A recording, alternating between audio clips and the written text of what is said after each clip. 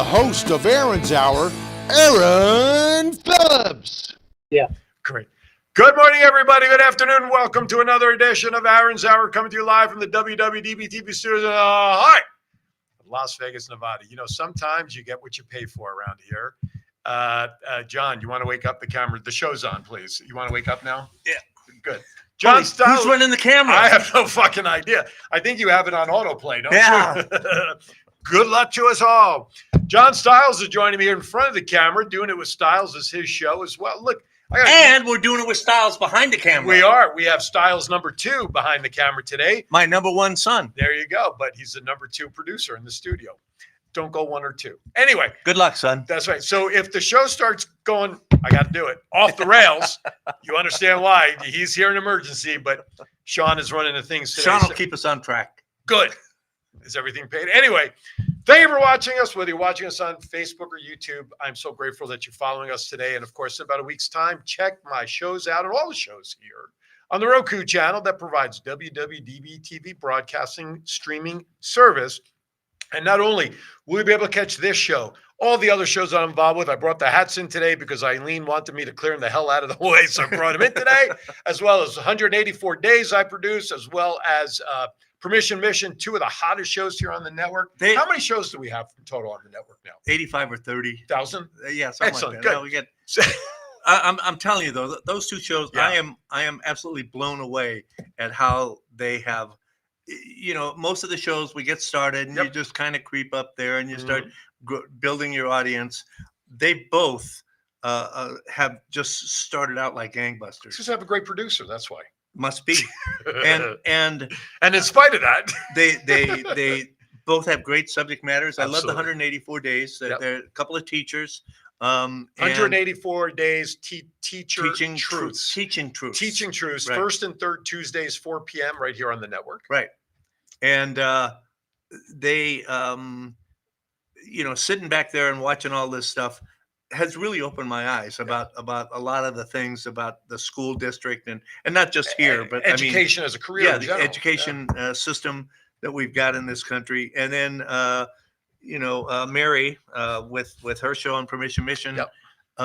It's a subject matter that, you know, that we don't talk about very often. No. We're all afraid to talk about. We've been taught, don't talk about that, you know. We're talking about mortality. Yep. Right?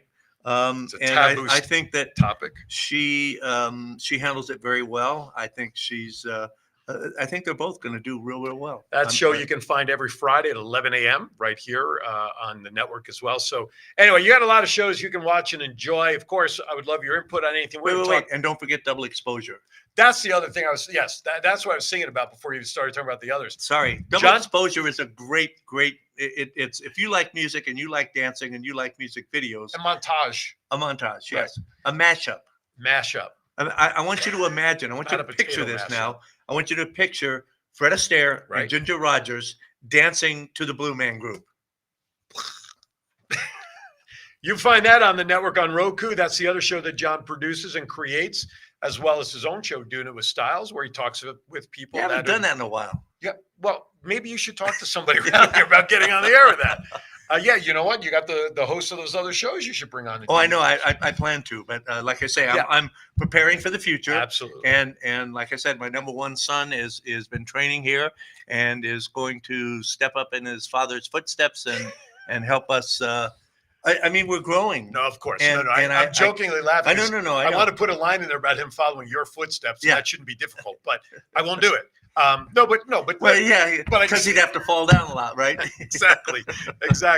No, but that's a great sign because number one, because you're growing, right? And I'm so happy for that. I mean, we've been friends a long time, but my shows we debuted here a year ago. Yeah, and I brought 4 shows. That blows my mind. That's been a year already. Yeah. I brought 4 over in a clump, plus the other shows you had. In June, I will be in the studio for 3 years. 3 years already from when you moved the other place? No shit. Holy cow. Time flies. And I say that not tongue in cheek because I remember when the move was made and with Golden Network and all that was happening. And bottom line is that because you have a lot of outside, listen, WWDBTV is not just doing shows. John does a lot of other we do videography, commercials, movie. You do movie stuff in here, which we'll see a spot some for in a bit. independent filmmakers Yeah. that have that I work with that use the studio from time to time. I help them out. There's Rising Above Rising Again Productions. Those two guys, I'm telling you, in 10 years, maybe less, they are going to be big time in the movie industry. Yeah. They write, they direct, they film their own stuff, they edit. And the quality of their stuff is great. So it's exciting. Yeah. And we do audition tapes. I was just for going to say we actors. did that. I even did one for myself. Oh here. yeah, that's right. I forgot. So the bottom line is, how'd that work out? I'm still waiting. Still waiting. The guy was still waiting for funding. We know how that works. That's the thing. And in working with some of the actors and actresses that I have worked with, it's hard. I don't know if I could do it. Right. I don't know if I could handle that rejection all the time. Right. And one of them, a good friend, Beverly Washburn, told me, you can't take it personal. Right. Because when you go in there, they are looking for something. And just because you don't have it doesn't mean that you're not good. Right. And she said, when you learn that, when you understand that, it makes it easier. Absolutely. And okay, this time I'm what they were looking for. Yes, absolutely. That time I wasn't. So I like timeshare. 1 out of every 10 tours, if you sell it, you're in the Hall of Fame. That's a lot of rejection. But bottom line is WWDBTV.com. You can reach out to John and learn more about what he can offer you to help with your content, with movies, with shows, whatever you want to do. And I'm here to help support new show hosts as well to help them get going. But a lot of good stuff. Before we get into Vegas Unwrapped 2.0, last night, myself, Rick Upchurch, and George Miklos, how'd that go? My cohorts of the Roundtable shows. And you know what they say? If you don't have pictures, it didn't really happen. That's true. But good thing is I have pictures. So last night was a pep rally for the Super Bowl volunteers. Supposedly some 7,000 volunteers. The welcoming committee. Kind of, yeah. Is The that what they welcoming call committee, them? working with people who were coming into town, the Right. visitors, helping direct and all of that stuff. 7,000 volunteers. And not just our area, but from multiple states around the country. I thought they said maybe 7,000 volunteers. Correct. Have been signed up and approved and are designated volunteers for Super Bowl. So that's everything from the minute somebody walks off the airplane to get here to hotels where they got to go, all the Super Bowl activities. So they're scattered all over town. Absolutely. They all have assignments. They're not all standing there at the Allegiant Stadium. No, because if they did that, if you ever watch a game and you notice the security people on the field, right? You notice they're never watching the field. Their back is always to the field because they got to watch the stands. So imagine being at the Super Bowl. That's why George will not work the Super Bowl. Imagine you're standing at the Super Bowl and you're watching the stands, but maybe the greatest game is going on behind you. You may get plunked by greatest play in the history of football. Exactly, the immaculate, and you miss it. So George, that's why George is not working it, so he can actually watch the game. I don't blame him then. So last night was a pep rally at Thomas & Mack Center, which is on the campus of UNLV, and Rick was kind enough to invite George, myself, Donna, his wife, not Donna, as in George's wife, Donna's Rick's wife, also attended, and another friend, Brian, Dr. Brian, our very first show when we launched Elsewhere. He came on to talk about mental illness and stuff within the community. So he came last night. Well, he came to the right crowd. Oh, that's very true. So this is all about Rick said, wear your team's colors. Oh, gotcha. So you have the first picture there, Mr. Producer. There you go. So this one is not of us, but the gentleman on the left of Rick, that's Rick Upchurch, of course, in the middle. In the middle. The gentleman on his right, you can see he's a Dallas Cowboy fan. And I don't know if you can see, though, look at his feet. His left foot is in the picture. Those are light up sneakers, but the material was like a silver chrome, like the microphone. Oh, really? They lit up. The big Dallas D on his hat lights up, and I had to have him turn it off because of glare. I couldn't get a good picture. Then that's obviously the gentleman's wife. The gentleman's name was Joseph. So we had a good time walking. Let's go to the next picture if you don't mind, please. No, not us. Oh, there. So here I am with them because here I am in my Giants gear with the Dallas Cowboy fans. And I got to be honest with you, when I walked up, I had a lot of fun. A lot of people want to take pictures with me because of my jacket, which is kind of cool. So how can a New York Giant guy not be in a picture with two Dallas Cowboy fans dressed to the hill like that? Here's the thing. This guy reminds me of what's that rapper? Flavor Flav. That's exactly. That's what I said. Flav. Yeah, I turned to Rick and George. I said, "Look, Flavor Flav is here." Next picture, please. this was as we had walked in. Obviously, all the local mascots here. You got the 51s. The Las Vegas 51s there. The guys on the right on your screen, Donna and Rick Upchurch, George Miklos, and myself, and the guy to my right, something pit stop. So I don't know, it was a gas company or like, they had the F1. I think it was a leftover F1 sponsor. Mascot. Guess what it was. He didn't know that everybody left. So he was hanging around for another. He slept through the whole thing. Yeah. Exactly. So this was literally as we had walked in. This was a lot of fun. People were checking us out. And this was at Thomas and Mack? All at Thomas and Mack last night. Next, please. So this is the first picture we took when we checked in. The big Super Bowl. You're not allowed to say Super Bowl or NFL or anything like that because of the gambling, and NFL's protecting the shield and all of that stuff. So here in Vegas, we have a big game coming up February, so the Super Bowl ball, I'm going to say it for what it is worth, was there in the parking lot. And it's all right. We got good attorneys. That's you do. And the folks are with they're cheerleaders. And I want to say this politically correct. They're not the young. They are seasoned. They are seasoned cheerleaders. Oh my God. Experienced cheerleaders. And we had a lot of fun with them. That was the first picture. A lot of experience. And then Donna's even there at the far right on the picture. Her. We got her in there. Hi, Donna. Yeah, right. But it was fun. We had a good time last night. Was there any more? Is that the last one? One more. Let's see what the last. Oh, here we go. This is a great picture. The good gentleman. Who's that wacko in green? I know. Patrick Frazee, who, of course, is a good friend of ours. Patrick. Been on different shows here. He actually is one of the 7,000 volunteers. And when we went into the building, here's a funny thing. They were supposed to work. He originally told me he was working the registration tables. Well, all the table, but this guy, he does not have a car. He drives rideshare, Ubers and stuff. I'm standing outside waiting for Rick and Donna to show up, and it must have been around close to 5 o'clock. And Donna and Rick didn't show up to 5:15. Patrick's finally showing up. I'm like, dude, you're supposed to have a registration table. Took him. He left his house. He was picked up at 3:30 in the afternoon, and he lives up around Fort Apache. Don't tell people where he lives. Well, Fort Apache in that area, that way in Sahara. But he's up in that general area, and it took him over an hour and a half. Now, my ride from where I live, I took to get to Thomas and Mack. To get to where he walked. Right, he met me outside. Yeah. I left my house. I was not going 95 to back. So I went 215 all the way around to the connector. I made that in pretty good time, 15 minutes. By the time I came through the tunnel from the airport connector to try to get to Trop to make the right and the quick left, I swear to you, it took as much time to do that as it did for me to get to my house to that point in the connector. The traffic, the construction was crazy. But anyway. Just wait. It's not going to get any better for a couple months. Can you bring that picture back up? So, yes, Patrick, big Green Bay fan, originally from Wisconsin. Had an opportunity to meet Rick and George in person for the first time. And I love Rick. For those who don't know on this show, Rick Upchurch and George, we do the roundtable. But Rick is a former NFL player, played in the late 70s, early 80s. He was a receiver, punt returner, played when John Elway was there. And he's this guy, for a guy who's a former NFL star, who rightfully should be in the Hall of Fame. Very humble. He is, he is one of the realest people I've ever met.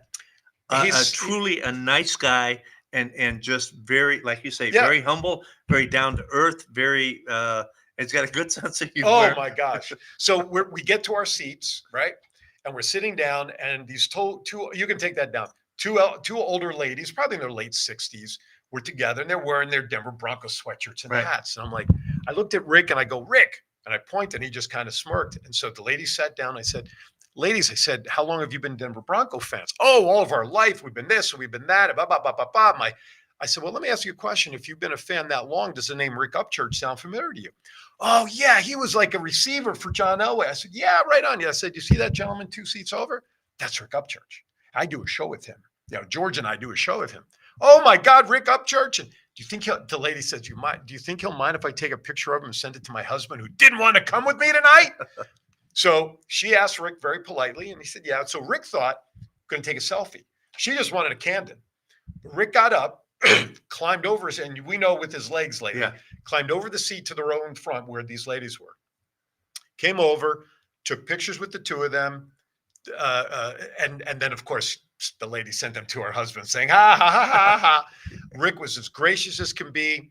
Towards the end of the event last night, he gave them a card with his phone number. He said, right out, call me anytime, say hello, whatever. So it's so cool because, I was surprised to how few people were dressed in NFL attire, even if you just went out and bought the Raiders, if you're not a football fan. And I say that because there were easily maybe 3,000 people at this event last night. It wasn't all 7,000. And you had all the speakers and the head of this committee and that committee and blah, blah, blah, blah, blah. But it was pretty cool to see how everybody dressed up who did come in their team attire. Right. It was really cool to see it. And it was fun. It was over. It started a little after 6. It was done about 7:15. But it was a great pep rally to get everybody inspired and stoked. And if you go to my Facebook page, I also had a couple of quick video clips of the light up drumming corps folks, and the UNLV cheerleaders performed, and Raiderettes were there, and the hip hop dance team for UNLV were there. So you can check out my Facebook page for some, but that was a great time. Super Bowl is going to be off the charts. Okay. I just realized I'm up against the first break. And this is a first for Las Vegas. First for Las Vegas. I mean, how many years did you hear, we will never have a professional football team. We will never have a professional, Yeah. And I thought for sure when I moved here 27 years ago, the Maloof brothers who owned the Palms, they were part owners in an NBA team. So David Stern, who was a commissioner at the time, said, I will never have an NBA team in Vegas because of fear of gambling. Football, nobody ever thought football would come here. We had hockey. We had the ECHL level, which was great for local families. And then you have the Knights here. In my opinion, I really thought baseball was going to be the first pro team. I'm not talking the AAA level, I'm talking pro. Right. I really thought they were going to be the first pro team to come to Vegas because there's betting, but it's not like the other sports. Right. That's why people are now calling Vegas sports capital of the world. It's really changing because now the sports fabric is becoming part of the entertainment fabric. So we're up against the first break. So we're going to go to break. Then when we come back, I'm going to start off with Vegas Unwrapped 2.0 because I got so many stories, a couple of winnings. You're not going to want to miss it. You're watching Aaron's Hour with John Stiles, my guest fill-in today, and my guest is overall. His son is behind the board. So I hope we go to break. We'll be right back. Most business owners struggle with the following issue. How do I brand my business to get noticed?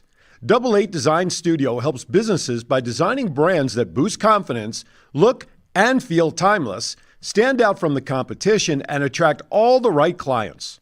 Whether you are in need of a new brand, upgraded design elements, or completely redesign your current brand, Double 8 Design Studio has fully customized packages for your business. Call Chelsea McKendrick at 702-525-3334 and visit www.double8designstudio.com. Let Double 8 Design Studio give you a brand new outlook for your business. Hi, my name is Edgar Alejandro. I'm the co-founder of Rising Again Productions.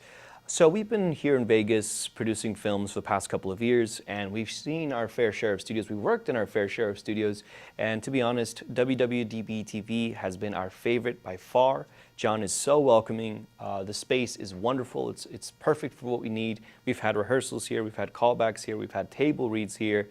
So if you're a Vegas creative, or really just a creative coming into Vegas, definitely check out this space. Chat with John.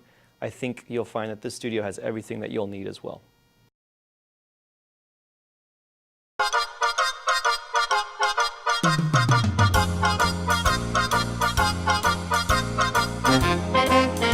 With a nod to the past and an eye to the future, here is Aaron Phillips with Vegas Unwrapped 2.0.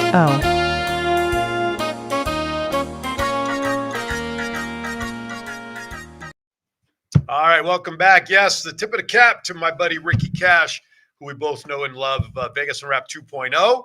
We both knew anyway. Well, we both know that. Yeah, that's right. Anyway, all right, so as always, I got stories. Have I got stories this week? But we're going to start off with a couple of winners. Finally, last week I had none. Yeah, nothing. I was wondering, I haven't seen anything, or I are had they not publishing, or are they not winning? I had probably a little bit of both. Yeah. But I had to scrape to the barrel to get these. I mean, I had to really dig into some news. But here's a good, guy wins $125 jackpot at the at the local gas station. What has been interesting with all the winners that I've been announcing for years, the last 2 years, I think really since the pandemic ended, the airport. The airport winners in the past never were ever publicized like they have been. Because think about it, the odds traditionally of winning anything there have always been somewhat bad because you're a locked-in audience. You can't escape there. Even I won $300 there not too long ago. That tells you how much looser they become. Well, Anyway. it's about time because, I mean, for what, 60 years? That's Nobody's right. ever won anything at Nobody. the airport? Nobody, nothing. When I used to sell timeshare, I used to tell people, don't bet in the airport. Yeah. Even if you're waiting for your flight or you're waiting for your bags to check in, don't bet there. You're not going to win. The odds are not in your favor. Not that they're in everybody's favor anyway. All right, here you go. Here's the first one. Las Vegas airport traveler strikes luck, becoming an instant millionaire. That's right. A passenger, I'm going to still call it McCarran Airport because it's still my habit, but some people now notice Harry Reid International stopped to play a slot machine and ended up a big winner, taking over $1 million. The flyer was playing Wild Buffalo penny game. Pennies. Now, how hard is it to win $1 million in pennies? It could take a long time. Take a long time. Could you imagine if all 1 million pennies or whatever came out of the bottom like they used to? Anyway, 100 million. 100 million. pennies. Oh my God. But okay, so this is what I think about. Okay, if this guy's waiting for a flight, right, and he stops by and he's got 20 minutes before his flight, and he hits a fucking $1 million. I'm not getting on that flight. Yeah. Not me. Yeah. Because you can buy the next plane. Yeah, I was going to say, you can buy your own plane and fly home when you want. Yeah. The flyer was playing Wild Buffalo penny game in the D gates, one of the newer terminal, when they hit for $1,031,203 and don't forget 36 cents. All right, another one. When a lot of people come out here for occasions like weddings, and birthdays, and speaking of weddings, I shared this article. I'll probably bring it up next week. Valentine's Day is right around the corner. Yes, it is. We get pretty busy in this town for Valentine's Day for weddings. Do. So someone put out, and again, I'll probably go over next week. You know why though, don't you? Why is that? Well, we've got FLM chocolates here, so the people come to town for chocolates on Valentine's Day. That's correct. And that is one of the places listed that's offering something. And there was one, I forgot, what was it? Anyway, I'll go over it next week. Anyway, so man from Michigan, or as I like to call him, a Michiganer, 60th birthday celebration. It became a six-figure payoff. 60th birthday. So let's see. Here we go. They never announce the names. I always say they're from parts unknown. But this guy was kind enough to give his name. Caesars Rewards member Kenneth Connors of Southgate, Michigan. Now he's going to get a lot of phone calls. Yeah. A lot of lost relatives. Won a mega progressive jackpot for $155,328 after placing down a royal flush, playing 3-card poker at the Flamingo, according to a news release. No other details were made, but for 60th birthday party, and I dropped the paper, that's not a bad birthday gift. That's Prim.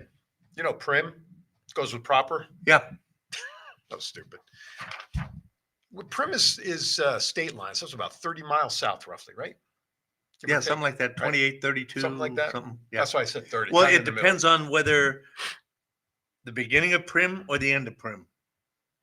When you drive down 15, you see the two big casinos. Just before you get to LA. Before you get to LA, but way before. Anyway, $344,000 winning lottery ticket was sold at Prim. Fantasy 5 tickets sold. Wait. So it was actually sold to California. No. Well, no, you could buy Prim. If Prim, I think, is allowed to carry. No.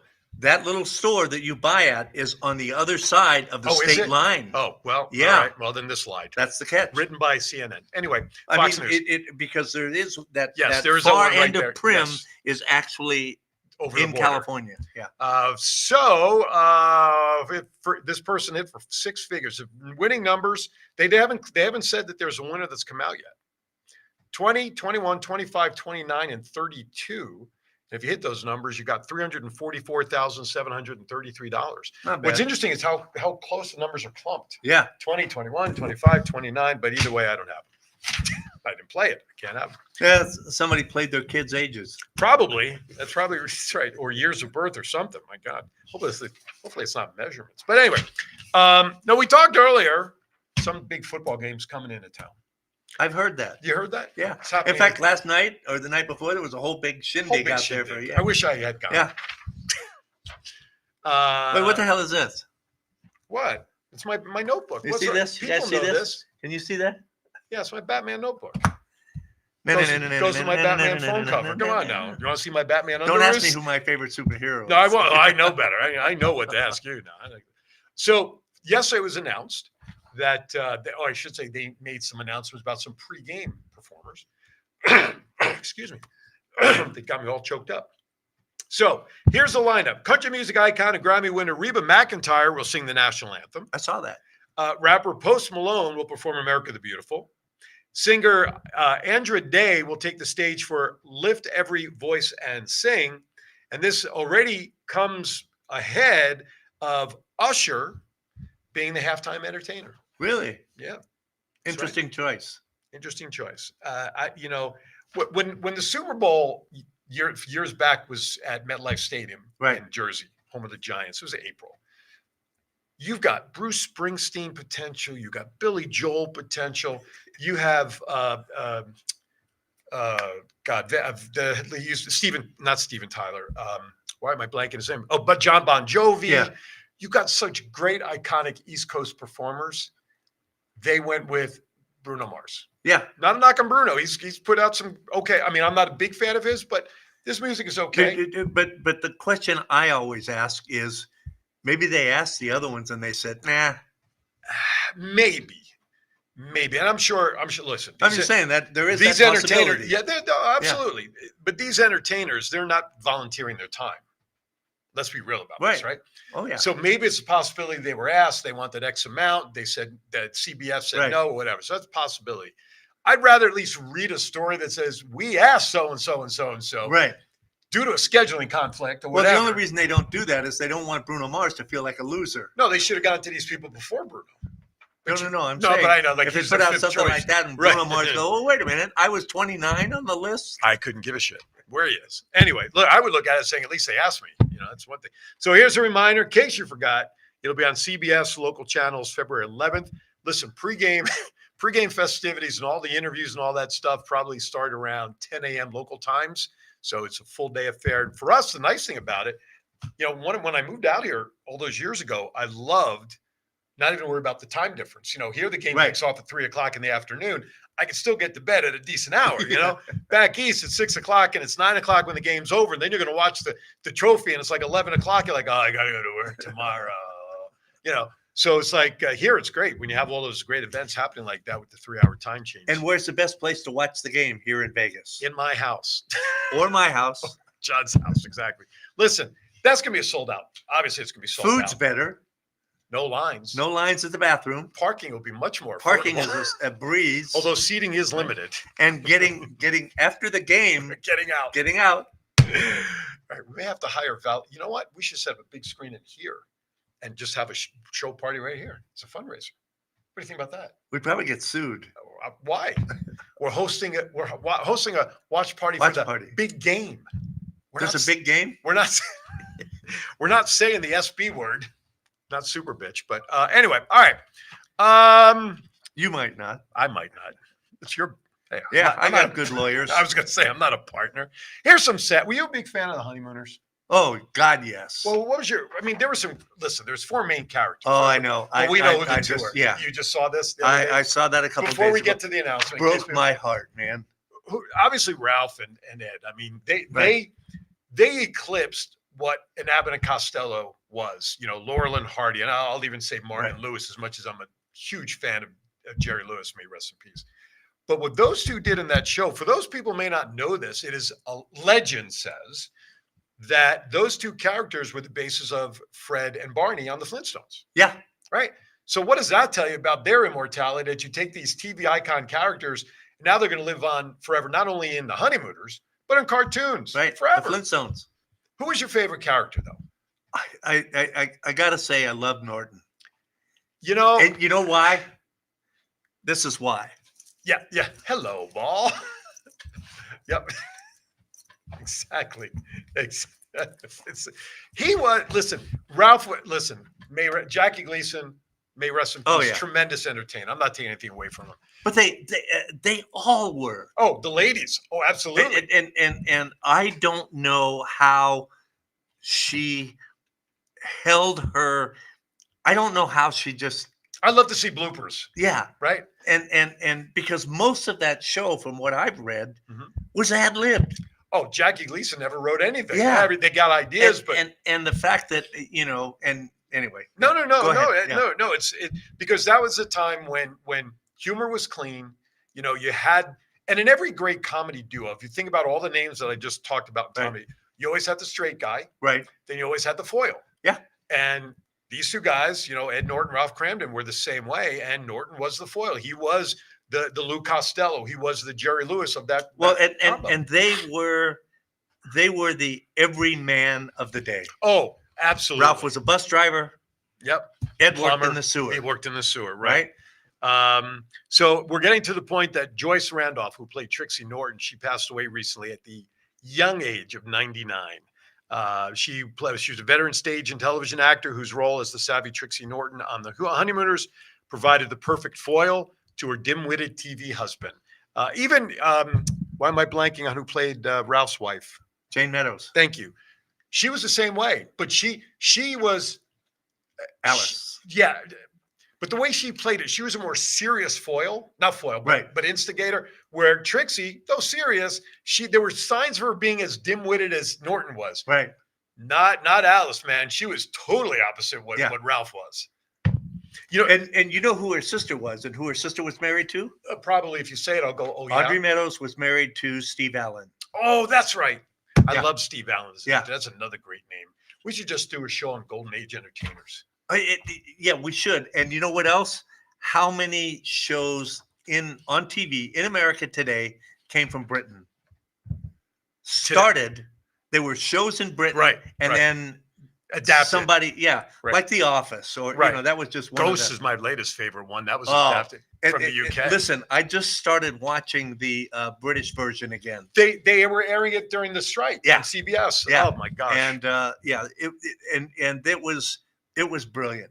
She was also part of Jackie Gleason's Cavalcade of Stars. Right. She was part of 39 episodes of that.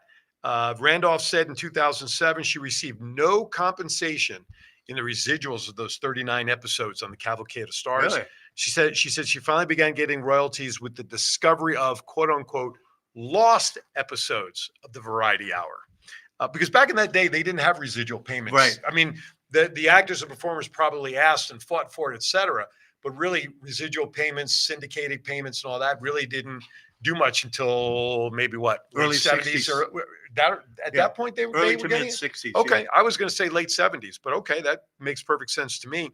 I mean, that's when it really hit its stride. But I mean, the push started in the early to mid 60s. Absolutely. I'm just going back over the article. And if that's not true, you can write in and call us liars. I don't care. Here's a funny thing. Check this out. Jackie Gleason died in 1987. I can't believe that's that far out already. At 71. Jane Meadows passed away at 96, and Art Carney went in 2003. I mean, it's just I remember when the news broke about Jackie Gleason. I remember, you know, and to think that. And what's the I don't know if you saw the biography that was done, and the guy what's the big tall comedian's name was on Everybody Loves Raymond. Brad Garrett. Yeah, Brad Garrett. Who has a show here in Las Vegas. Actually, I thought he did an outstanding job playing Jackie Gleason. Absolutely. It's just crazy that the golden age of entertainment like that. You know, we're seeing the passing of some of these.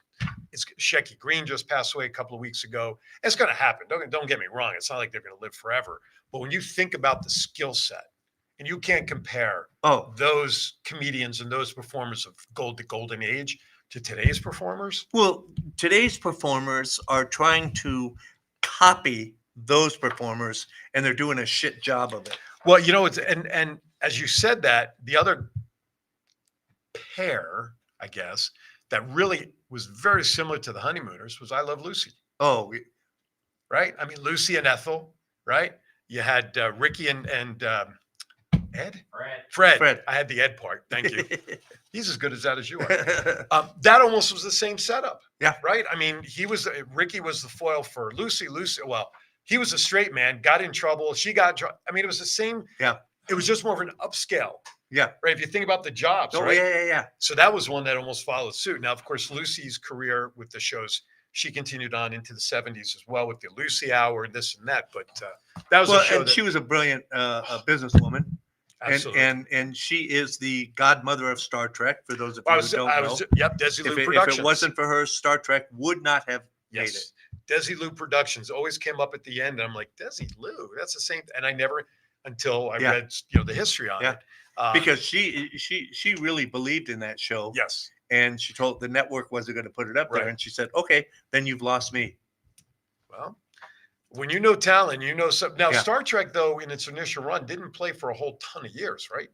It was on just for a couple of years, right? season 3, I think, for the original episode, or the original series. I can't believe you guys didn't say Dick Van Dyke Show. I didn't get there yet. Well, I'm glad you brought that up because I did forget. But that is good because they just had they honored him. They did a CBS special. Dick Van Dyke, 90 was he? He's also like 96, 99. And they did a whole special saluting him. And we can't, of course, forget Tom Baker. Tom Baker's up there. Just had a birthday a couple days ago. 90. He's in his 90s. I forget exactly how much. What show is he on? Tom Baker was the 4th Doctor Who. Oh, see, I never really followed Doctor Who. Oh yeah, well, yeah, Batman. Yeah, Show's killed. You're right. Sorry, his microphone's no longer working. But but the Dick Van Dyke reprisal, that show that they ran with him, was really cool because number one, God bless him, he's 95, 6, whatever he is, still has his faculties with him. I mean, physically he's frail. You could see the age has caught up with him, but the performances that were done on that show to honor him, which was all recreations of his movies and Dick Van Dyke Show. Rob Reiner opened up the show because Carl Reiner was a big part of that. Did you know, and you probably do, that show was supposed to star Carl Reiner based on his life? Yeah. And then it changed and, we need somebody else to play you and Look, him and Mary Tyler. But he was still part of the show. No, he was. Yeah. He played a character. He was the head of producing the Dick Van Dyke Show within the Dick Van Dyke Show. But you think of that cast of characters in the Dick Van Dyke Show, right? You had Maury Amsterdam. You had, what's her name? Rosemarie. You had Reiner. Listen. And you know what this all comes down to? What this is a culmination. Yes. That has created one of the most dynamic duos today. You like that dynamic duo?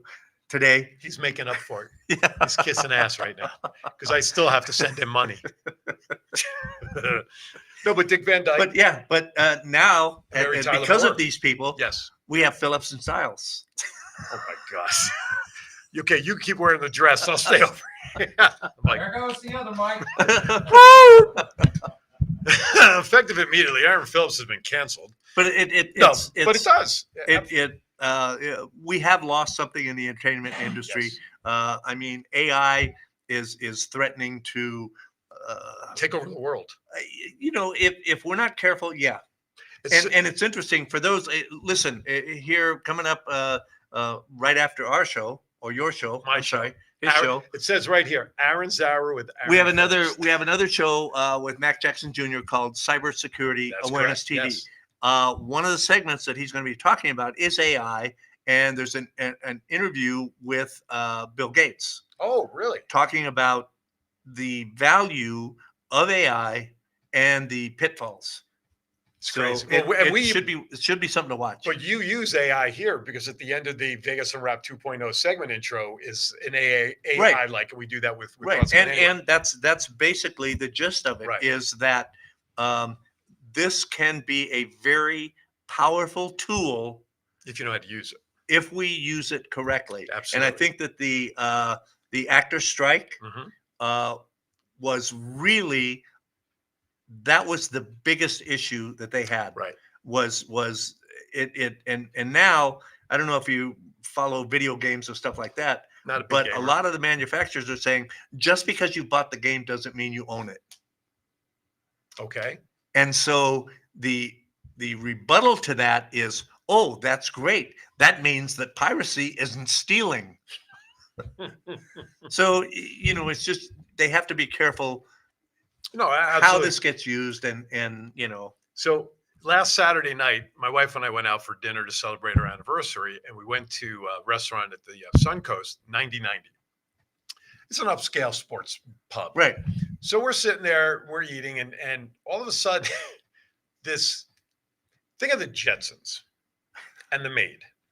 Rosie. Rosie, right? Think about that structure of a robot, right? We're sitting there, and I had to do a double take because rolling right past our table was one of them suckers. We thought maybe they were coming out to deliver food, which we've seen commercials on. Sure. No. Would you believe this robot was set up to take dirty dishes? Like it had 3 trays in front of him with the buckets. And when the servers filled them up at whatever point, and you see all the dirty dishes, and he was the busboy, effectively running the dirty dishes, and it was a freaking robot. That's interesting that you brought that up because I just read an article, and this is in Japan, that there are paraplegics that are now being employed to control robots. Oh boy! Like servers and things like that in restaurants. Yeah. And so it gives them a way to. Well, for them, it's great. It gives them a chance to be back in society, working and have value. Yeah. One more piece of news about an entertainer that we're going to take our last break of the show, and I've got. Thank God. Thank God. Yeah, it was a fast hour. Tony Orlando, tie yellow ribbon around the old oak tree, and whatnot. It just dawned on me. He did that song. Oh my God. Shame on me. I walked right into that one, didn't I? Dude, you invited me. Fuck. It's all your fault. Never again. He's decided to call it a career after 51 years of singing. Wow. He's decided he's finishing up some shows here, and then he is going out to Mohegan Sun for some shows in Connecticut. He has that's going to be his final stop. Do some shows out there. Let me see the picture here. Yeah. Dude's getting old, man. In the article, it talks about how him and Wayne Newton were close friends for a long time, and then they had some disagreement, and they were apart for like 20 some odd years, and they met up at a dinner, and they made nice, but it includes him in here. But I mean, listen, kind of like Jerry and Dean. Yeah, that was so iconic when Frank Sinatra did that. I still think about that. That was so cool. But Tony Orlando, great. Listen, the guy was an entertainer. They did a variety show. As you said, he was the lead singer with Tony Orlando and Dawn. Thelma Hopkins, who was one of the Dawns, went on to a great acting career. And so there's another actor who, listen, they deserve it. This guy, he doesn't need to prove anything you sure anymore. Kill a lot of trees for this show, I do. That's why I look for Ream of box donations. I should bring my laptop, but the problem is if I bring my laptop, I'll be focused on my laptop. I know. Over there. All right, with that, we're going to step aside for our last break of the show. We're going to see if Styles #2, so the sequel, can get us to break in and out safely. When we come back, I'll finish up with some stories. We'll get the hell out of here because I want to watch the first football game. We'll be right back. Hello, everybody. It's me, President Trump, greatest president in the history of presidents, and I've been on a lot of shows. Believe me, but the best one by far is Aaron's Hour with Aaron Phillips. This guy is so amazing. What a great interviewer, and you can catch him every Saturday from 12 to 1. It's a tremendous show. You know why? I was on it, and the ratings went through the roof. Check it out on WWDBTV. That's WWDBTV. It's huge.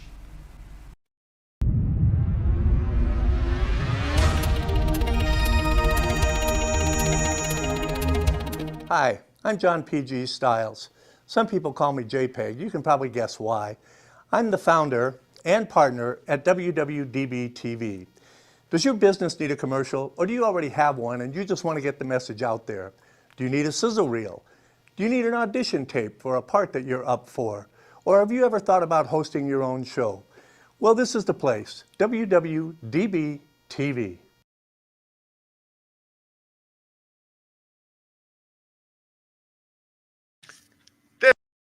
By the homeless guy that you just saw in the last commercial. That guy needs to get a haircut. That was in my younger days. What, an hour ago? Thank you for watching Aaron's Hour. I got John Styles, JP Styles, JPEG, owner of WWDB-TV, sitting in with me today, talking about news and stuff all over. We've just had a great 10-minute segment about the golden age of entertainment. That's what happens on this show. You just never know where it goes. It doesn't even go off the rails very often. All right. We talked about Valentine's Day a little bit ago. And you know what we mean. That's right. You know what we mean. Applebee's is offering a $200 date night pass for all meals throughout the year.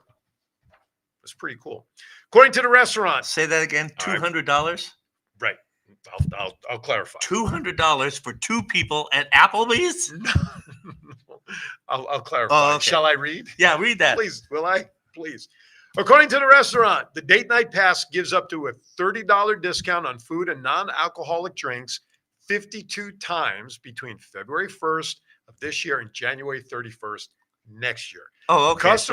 Customers can purchase the pass for $200 starting Monday, actually. The special offer has a value of more than $1,500 according to the promotion. If you eat there every night and order everything on the once menu. a week. No, it says once a week. Okay. $30 discount food and drink. If you drink 52, if you eat or drink 52 times, that's once a week. Forget Valentine's Day. Pencil in date night every week of the year. You and someone special can enjoy date night at Applebee's. Does it have to all be the year same long. one every week? No, okay. it does not. No, it's a national promotion, actually, which Okay. is great. There you No, go. I mean, can you bring a different person every week? Well, that's up to Yeah, you. okay. Depends on you. As long as you don't get caught, Right, right? exactly. The pass can be redeemed at Applebee's locations nationwide, except for 16 restaurants. It can only be used. And they're all in Las Vegas.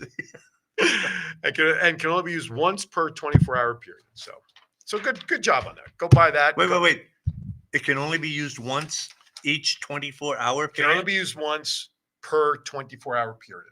So theoretically, if you wanted to You could eat go every multiple 24 times, hours. right? Theoretically, So it's not just But that's 52 not- times. but You have 52 times. The Okay, you theory can use being them at once least- a week, right? A date night. yeah. You wait. 8 times a month. Yeah. Date night. Oh, got it. Okay. Are you here? You That are lets hard. me out, yeah. Exactly. Hey, here's a new law that went into effect. Oh God. Yeah. Did you see this one? Yeah. Did you know you can face jail? And be careful of this for the Super Bowl, folks. All right. You could face jail time. You need to give a little background about this. No, I'm serious because if people who don't live in Vegas I know. are going to go, what?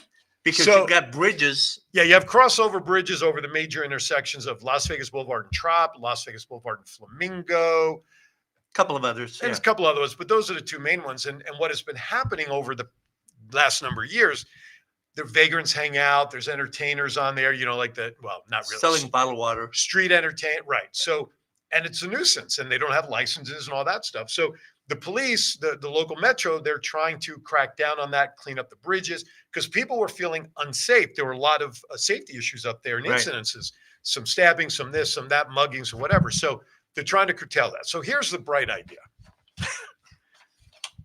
Standing or stopping is now banned. That's right, I said banned on pedestrian bridges on the Strip where visitors often pause to take photos amid the glittery casino lights or to watch street performers. Violators of the ordinance that took effect this last week could face up to 6 months in jail or a $1,000 fine. So if you discover halfway across the bridge that your shoe is untied, you should just keep going, hope that you don't trip over the laces. The ban does not include Okay. standing or stopping if a person is waiting to use an elevator, stairway, or escalator. Oh, thank God for that. So if you have a shoelace, you better not take the escalator down. You may get eaten up by that escalator. This is a statement that its pedestrian flow zone ordinance isn't meant to target street performers, bullshit, or people who stop to take pictures. That's unfortunate, but rather to increase public safety by ensuring continuous flow of pedestrian traffic across the bridge. Right now, I'm hearing Charlie Brown's teacher in my Yeah. head. Okay. Wah, wah, wah, wah. Yeah, listen, it's a shame. What I don't like about the fact is you have more than not, you have legitimate people. You have tourists that are walking across the bridge, okay? And like you said, what if my shoelace becomes untied? I'm going to get fined for stopping to tie my shoes? Okay, I have another alternative. But it is to a great that. vantage point to take pictures. Yeah. But anyway. But I have another alternative to that, Oh right? my gosh. So no. I'm serious about Okay. this is so. At most of those bridges, you have a casino on the side and you have a casino on the side. Normally, right? yep. Don't those casinos have security? In theory. Right. But you don't have So- to access the bridge though just from the casinos. They have the No. escalators. I inside. understand that, Okay. but you can have if you're worried about the flow of traffic, Mhm. you can have a security guard from Mhm. each one of the casinos. Mhm. Just kind of patrol the bridge, move along, I'm just stopping to take a picture. Okay. But where do you draw the boundary line for where one casino? No. You start here, you go all the way across the bridge. Gotcha. Like we used to do in guard duty. You cross one another. Right. Right. Bang, See, bang, back and listen, forth. they're saying it's safety, and I get that. But why are they protecting safety? Because of all the garbage that goes on, like we mentioned earlier. You have physical issues, contact stabbings. You have the street performers. Look, they crack down on street performers on Fremont Street. Right. What would make the bridges any different? I don't think they should be up there because that is No. a bottleneck of traffic. But I agree with that. But if you have security up there, no, I get that. But here's the really what the paramount is, and I don't mean this to sound bad or anything like that. You have a lot of vagrants and homeless people that settle up there on the bridges, especially at the top when you come off the elevator or the escalator, and they're right there causing issues, and that's not the place for them. I understand that. So, but that's really what this is all about, folks. I mean, stop and take a picture. I mean, how long theoretically does it take to stop and take a here's picture? the question. If you stop and take a picture there, Can you do a citizen's arrest? who's going to arrest you? Metro. It's Metro's. So they've already got Metro up there. I don't know if they're up there or not. That I don't Well, know. they have to be up there or they can't arrest you. Well, let me see if it says who's eligible. You want a new job? You want to go do security up there? Nah, thanks. But I know somebody who might. It doesn't say who, but you're But right. I'm saying there's a lot. They're going to have a presence up there Correct. anyway. or nearby. Right. People just guard it with a canine. That'll Look, screw everybody. there's a guy up there taking a picture. Right. Call SWAT. Okay. Hey, we're running out of time. You ought to do some I shit got for your time. show I here. got time. Should we start all over? We know. Listen, Vegas is known gambling and eateries and gentlemen's bars, but there is a lot of culture in town. Oh, yeah. Museums. Springs Preserve, the Neon Museum, all that stuff. So there's a new Have proposal. you been to the Springs Preserve lately? Lately? No. but in the last few years. Yeah. Okay. I was there for And, like a and craft do you show. remember what it was? It was a little fenced-in dirt lot. Our Kiwanis group had a one-day project. We planted all the shrubbery in there. Yeah. So all those bushes and stuff in there. Thank you, local Kiwanis Club here in Southern Nevada, because we were out there putting them in there. But I mean, it was just a little dirt nothing. lot that started It was out there. absolutely Man, nothing. now it's amazing. So there's another art museum coming up here. Really? Let's see. We are the largest U.S. Las Vegas no longer wants to be the largest U.S. city without a standalone art museum. Okay. So the city is inching forward with plans to open the Las Vegas Museum of Art. The museum will be located in a new building at Symphony Park, which we know is where the shows are, Smith Center, and all that sort of stuff. The construction, you're in construction, that's your background. How much do you think it would cost to build a 60 to 90,000 square foot 3-floor facility? In today's dollars, not back when you did it. Because I can't convert. A minimum, without going too crazy, about $763 million. Not that much, but you're $150 million featuring 60 to 90,000 square feet, 3 floors. Isn't expected to begin until 2026. Its earliest projected opening is 2028. The project is being financed primarily by Lane Wynn, board chair, CEO of Wynn Resorts, and the LA County Museum of Art. Wynn, a trustee of the Las Vegas Museum of Art, also sits on the board of LACMA, which has promised to loan Wynn pieces to display when it is finally open. The new museum also has received $5 million in seed funding from the Nevada State Legislature. So when I saw this article, I immediately thought of a better way to spend this money. And I'm not being silly here. I'm not being facetious or anything like that. I'm not talking homeless shelters or anything like that. Hey, Michael Sherman, thank you for jumping in there.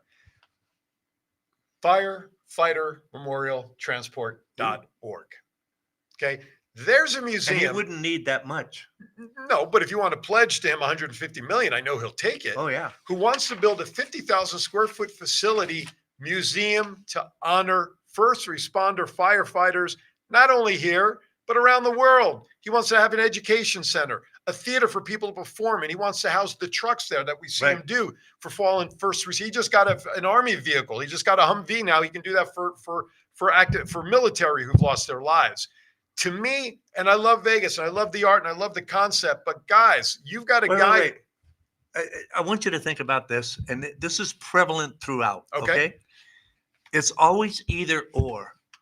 Vegas is big enough, and there's enough money here that we can do both and more. So I always get upset at that, this or this. No, we can do both. Absolutely can, especially if we want to, if we put our mind to it. If Frank Pizarro, and yeah, this is a pitch for Frank. Yeah.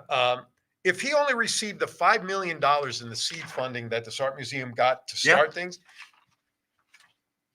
you can't imagine what Frank would do with only $5 million. Right. Like you said, he wouldn't need, because he's only looking at 50,000. Right. So it's not going to be a $150 million project, but at least $5 million. I mean, he wants to show the history. He can get things from 9/11. He wants to honor all of these first responders. And again, like you said, why can't we? We have plenty of space in this freaking town.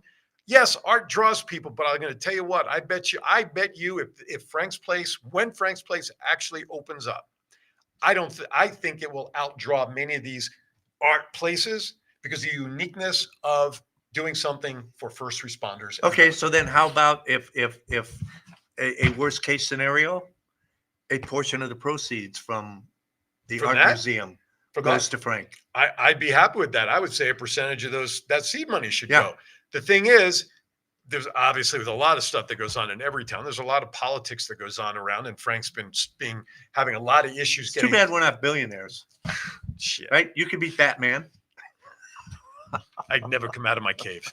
Last but not least, as we only have a couple of minutes left from the Atari, here's some projects that we need to be on the lookout for 2024. We were talking video games before, right? Right. Oh, is this? Yeah. Las Vegas is slated to be one of the first locations for a chain of Atari branded hotels.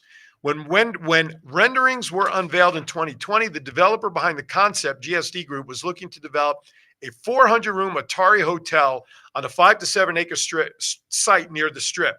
Target opening date was 2022. Of course, that didn't happen. An Atari hotel spokesperson following the publication of that article said via email, the developers are in talks with partners to find the site again for that project. So does that mean like everything's going to look like the old Atari game system?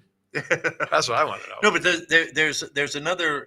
They're building a interactive game facility. Oh, are they really? Yeah, I mean, I don't know if it's Atari, but someplace here in town, it's like where you literally go in and experience these a lot of these video games. Interesting. I didn't see it on this list, but that's okay. Here's another thing: the Tillman Fertitta Back Strip Casino Resort.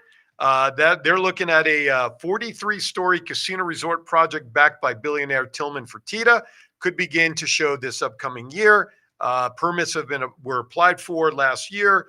Fertitta spokesperson said via email that there aren't any new plans, updates to share about the resort right now, but plans for the project include 2,420 hotel rooms, restaurants, convention space, spa, wedding chapel, and a 2,500 seat theater. They're going to build it out there by the new Durango. That's a good question.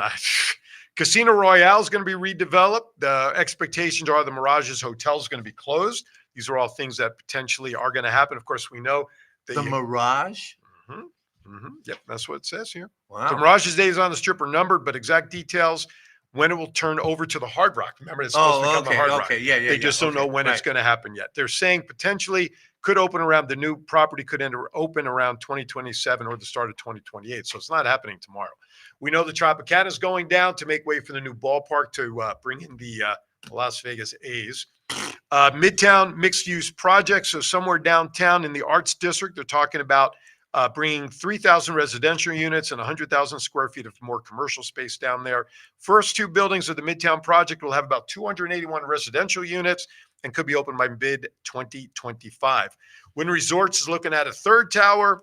BLVD Retail Center, let's see, they're doing a 400,000 square foot retail center.